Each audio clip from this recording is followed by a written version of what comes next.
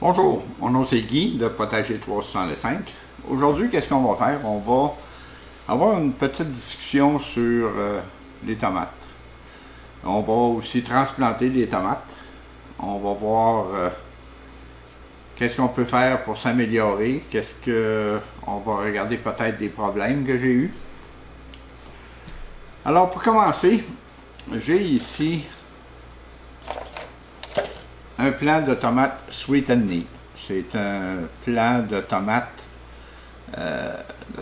exactement comme celui-là ici. C'est comme le jumeau de la Red Robin. Peut-être les seules différences qu'il pourrait y avoir entre la Red Robin et la Sweet and Neat.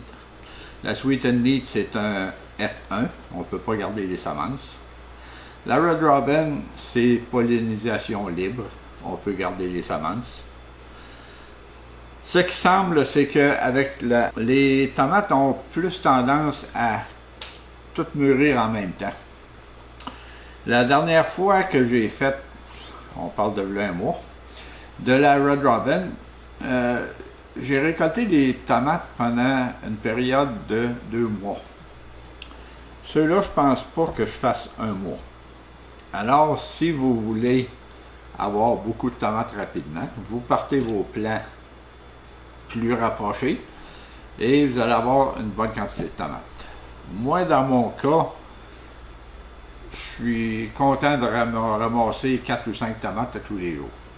Alors, probablement que je vais me concentrer plus sur la Red Robin à l'avenir. Mais, j'ai quand même ici un plant de Sweet and Neat et un plant de Red Robin qui lui a été parti une couple de semaines après.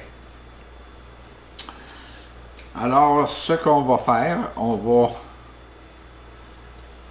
transplanter un plant de Red Robin, c'est-à-dire un plant de Sweet and Neat.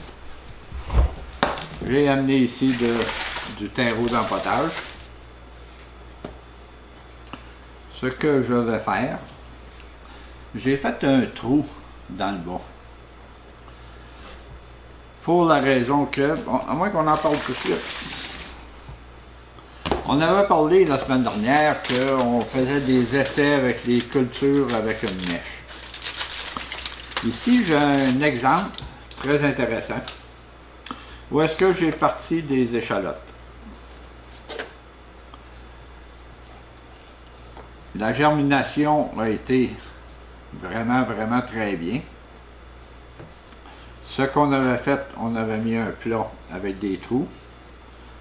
On a mis une mèche dans le pot qui trempe dans l'eau. Et j'ai rentré la mèche par le dessous du pot. Alors, quand je la mets ici, le pot est croche parce que la mèche le soulève sur un côté.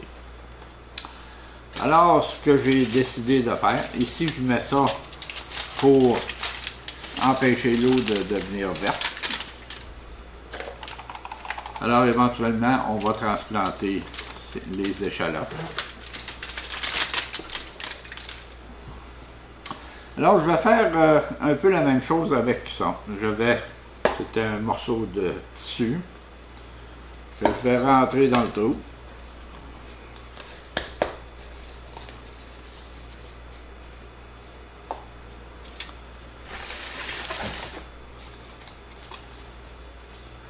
Et on va remplir de terre. J'ai pas laissé le morceau de tissu traîner dans le fond du pot. Je l'ai soulevé pour que l'eau se rende plus facilement. Et là, ici, je vais prendre le plant de Sweet and Neat et je vais enlever le filet. Si votre terreau ou votre Jiffy est trop mouillé, ce qui va arriver, c'est qu'il va se désintégrer quand vous allez essayer d'enlever ça.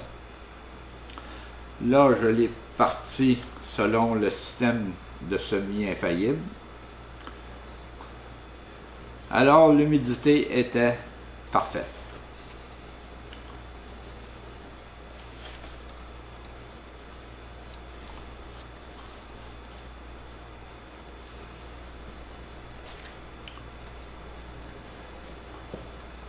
Il faut faire attention pour ne pas trop compresser la terre non plus. On veut qu'il y ait un bon contact entre la terre et les racines. Mais ce qu'on ne voudrait pas, c'est avoir une terre trop compactée. Et là, tout ce qu'on a à faire, c'est arroser le plant. On l'arrose par le dessus pour la première fois. Et ensuite, on met de l'eau dans le plat. Et on va faire comme on a fait avec l'autre. On va mettre un papier d'aluminium pour empêcher que l'eau devienne verte. Et peut-être mettre un chapeau pour garder l'humidité pour une semaine peut-être. Là, ici, maintenant, j'ai des plants de subarctique. J'ai 3 plants. Ils auraient dû être transplantés probablement bien avant ça. Mais les choses étant ce qu'elles sont, c'est pas ça qui est arrivé. Alors, j'ai besoin d'un plan, mais j'ai quand même décidé que j'en prendrais 2. Alors, on va faire attention, on va séparer les plants.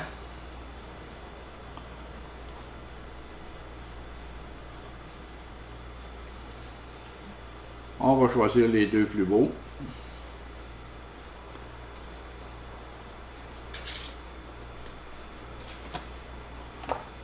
On va mettre une mèche.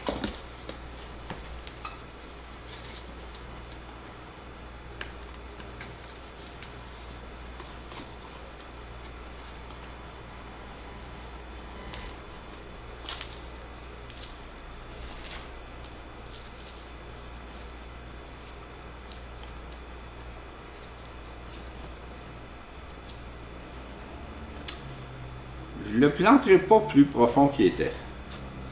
J'ai remarqué que quand on parle de plants qui passent leur vie dans des pots, comme c'est le cas,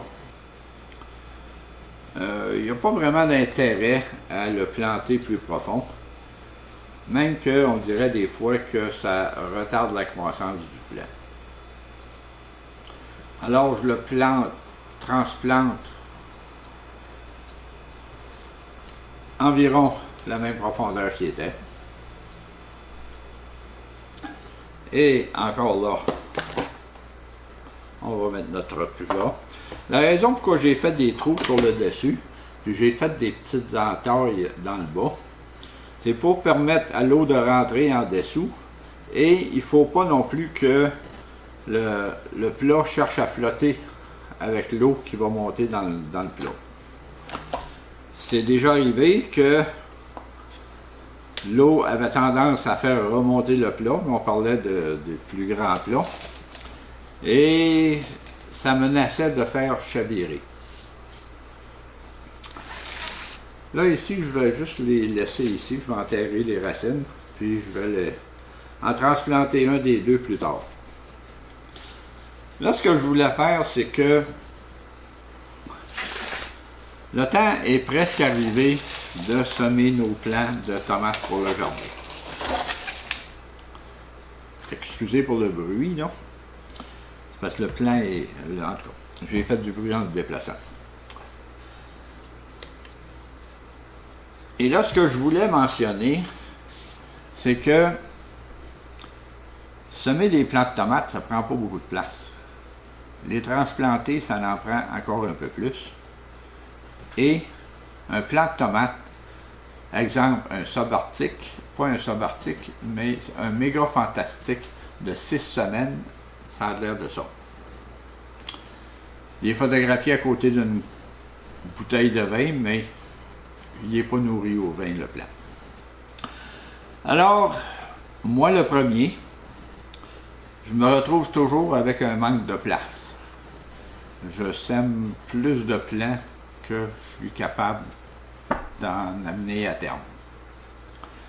L'idée de semer le 1er avril, c'est que moi, dans la zone 5B, dans le sud de Montréal, mon dernier gel est autour du 15 mai. Donc, du 1er avril au 15 mai, on parle de 6 semaines. Et c'est ça qu'on a vu, un plan de 6 semaines que ça a l'air. Et si au bout de 6 semaines, on écoute la météo à long terme, puis ils nous disent que dans une semaine, il va y avoir encore du gel, le plan à ce moment-là, il va être encore plus gros. Alors, il faut s'assurer d'être capable de le garder autant que possible en dessous des lumières artificielles. Mais peut-être que rendu au 15 de mai, on est capable au moins de le sortir dehors, puis de le rentrer la nuit pour qu'il profite du soleil. Mais ça prend de la place pour garder tous ces plans-là. Bon, j'ai parlé que avant le 1er avril, ou près du 1er avril, on va semer nos plants de tomates. Je ne sais pas si vous avez fini d'acheter vos semences, mais j'aimerais quand même vous mentionner des choses qui peuvent être intéressantes. On a parlé des plants indéterminés et des plants déterminés. Les plants déterminés, règle générale, arrivent à terme beaucoup plus vite que les plants indéterminés. Dans mon exemple, j'en ai parlé dans d'autres vidéos, moi j'aime cultiver au moins un plant de subarctique. La subarctique, les tomates sont prêtes en 48 jours. Ça veut dire que entre le 24 juin et le 7 juillet, vous allez manger des tomates en semant ça. Les autres tomates, les autres plants, les plants indéterminés, c'est rare qu'on en mange au mois de juillet. Ça va à la fin juillet, début août, avant qu'on commence à en manger. Alors, si on était capable d'avoir un plant ou deux de tomates qui vont être mûres avant toutes les autres tomates, c'est intéressant. Moi, mon but, c'est toujours, les tomates à l'extérieur, d'essayer d'avoir des tomates, des bonnes tomates juteuses qui viennent du jardin, dans mon cas, c'est le patio, pour au plus tard le 1er juillet.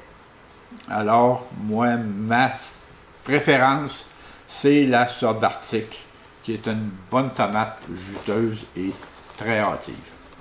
Il y a d'autres sortes de tomates qui sont hâtives aussi. J'en ai essayé plusieurs sortes. Et puis, ça fait 40 ans que je reviens à tous les ans avec la subarctique. Alors, c'était mon petit message sur les tomates. Essayez d'avoir au moins une variété extra hâtive. Ça n'a pas besoin d'être la subarctique, ça peut être une autre sorte. Mais avoir au moins une sorte de extra hâtive qui va vous permettre d'attendre vos belles grosses tomates indéterminées. La semaine prochaine, on devrait semer des piments. Là, en attendant, je vais vous souhaiter bonne semaine. Si vous avez aimé, donnez-moi un coup de pouce et on se revoit la semaine prochaine. Merci.